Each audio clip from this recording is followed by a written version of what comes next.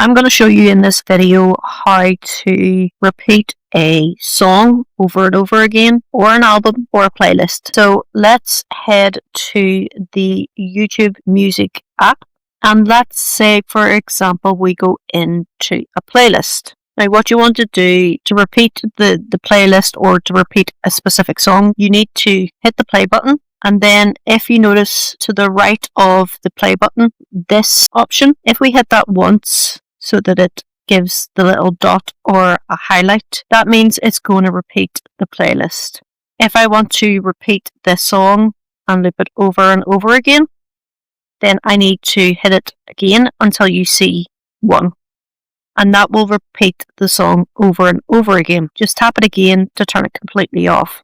The same thing applies whenever you are going to listen to an album.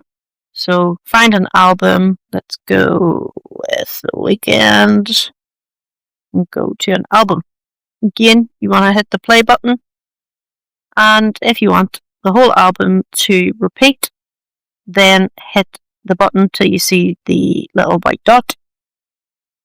Then if you want this song to repeat over and over again, make sure that it says 1, and that's basically it.